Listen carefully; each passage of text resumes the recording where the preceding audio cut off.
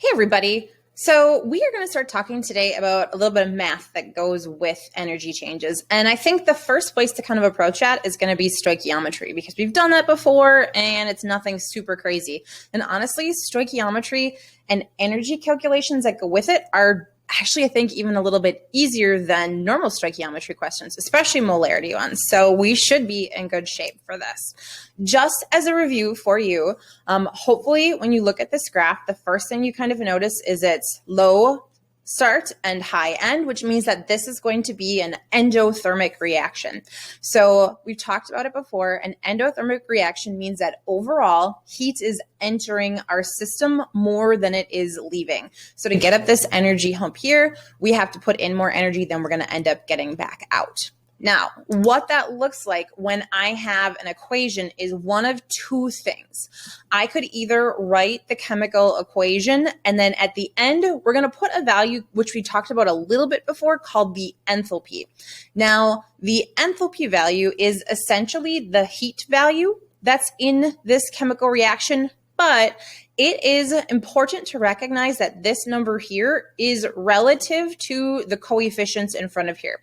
So what I mean by that is it takes 4 moles of NO2 for this chemical reaction to get going, but those 4 NO2 are tied to the 1396 kilojoules. Okay, same with the 7O2. So if I would take this equation and multiply all the coefficients by 2, my enthalpy would also have to multiply by 2 as a consequence of that. When you think about what we talked about, how overall it means I put more energy in than I got back out. And if I go back here, the enthalpy is the difference between the energy I put in and I put out. What makes sense then is to put this energy term on the reactant side. So what it's really telling me is that for my chemical reaction to happen, I need to put in 1396 kilojoules, 4 moles of NO2, and 6 moles of water, and that will give me 4 moles of ammonia and 7 moles of O2.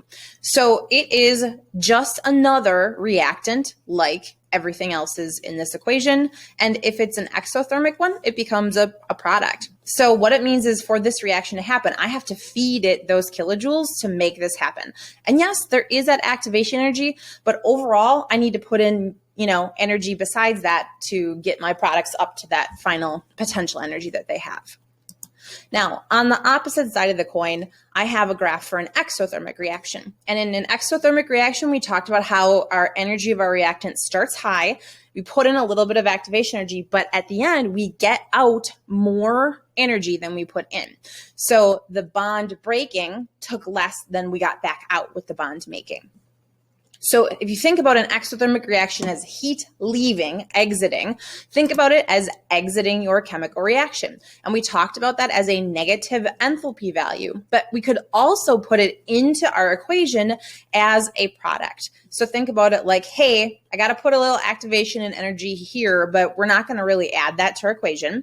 So there's the SO2, the O2, and then at the end, it turns into SO3. And then if I have 2, 1, 2 for my ratio, I should also get 198 kilojoules at the end of that. And so when we take a look at stoichiometry problems, honestly, they're just the same as every other stoichiometry problem. So here's an example. I'm going to work through both of these together. I'll kind of toggle back and forth. And we'll go over them right away so you don't have to watch a second video. But let's just read it and see what it says.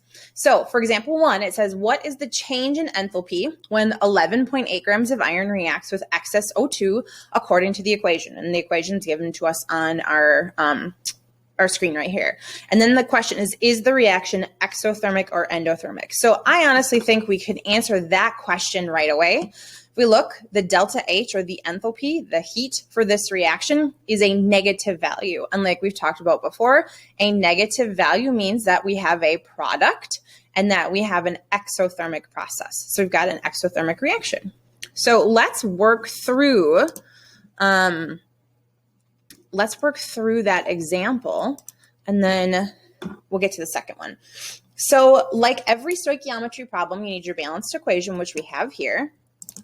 We also need to get our starting information into moles like always. So if we read here, we have 11.8 grams of iron Okay. And we are trying to figure out how much energy is going in there. So remember, these coefficients here are tied to this many kilojoules. So I'm actually solving for this guy here.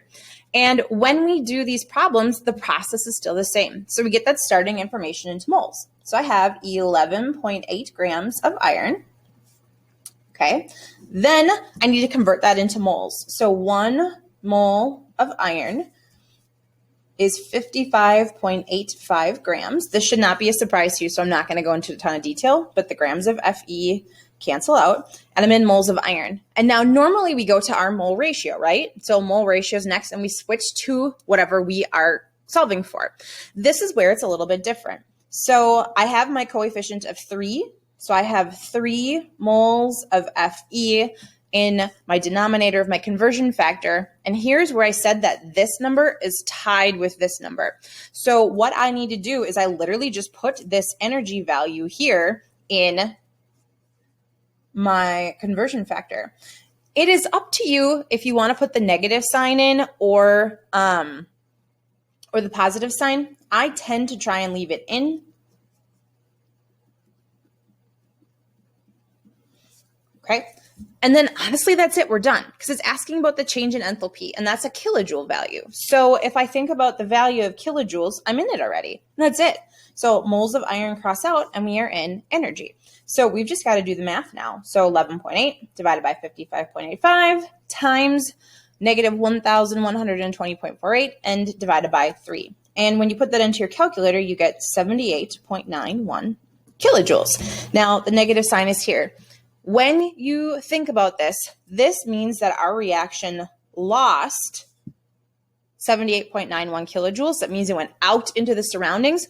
But think about this in terms of the surroundings. If my reaction lost that many kilojoules, it means it made the area directly around it hotter. So like if I would put this in a reaction vessel, like I'm going to really screw this up, but let's say there's some iron in there and some oxygen that's going in there. What's going to happen is that heat is going to come out of here. So it's going to get hotter outside here. So hot outside because this reaction is losing energy. Okay. All right. So we're going to take a look at example 2. Let me toggle back to our presentation here, and then we should be good to go. Whoops. Okay. Second one, if 558 kilojoules of energy are supplied, what mass of NO can be made? Okay, so in this one, I wanted to do this because we're starting off with energy and now we're solving for grams. We've got our equation here, so we're balanced out, and we have our enthalpy. If you think about the enthalpy value, it's 180.6 kilojoules, so that is a positive value. It's not negative, which means it's an endothermic reaction. So the heat, if we wanted to write it in the equation, could go on the left-hand side and we'd be fine. Otherwise, you don't have to worry about it unless they ask you specifically about it. So let's take a look. Okay, so in this one, we are starting off with, remember, think about this just as part of the equation, 558 kilojoules. Okay, and I'm going to grams of NO. Okay, so when you look at this, I always say with stoichiometry, get your starting information into moles. Well, how do I get kilojoules into moles? In this case, we jump right to our mole ratio. So I'm going to start off with 558 kilojoules, and the ratio is 180.6 kilojoules for every 2 moles of NO that I make. So I've got to put in 180.6 to make 2 moles of NO. That's my ratio.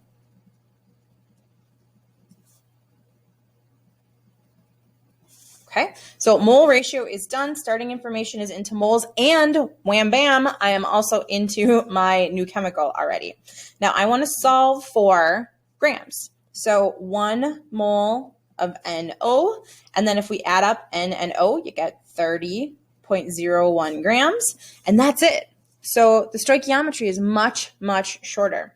So it's 558 times 2 divided by 180 times 30. And so that comes out to be 185.44 grams of NO. So what this problem means is that if I had 558 kilojoules of energy that I could put into my reaction and unlimited N2 and O2, I, in theory, would be able to make 185.44 grams. Hopefully this makes a little bit of sense to you. Like I said, I honestly think it's a little bit easier, but you got to remember that this is essentially a mole ratio when you use that enthalpy in your equation. Okay, so if you have any questions, please make sure you get those things cleared up. Otherwise, good luck on your homework.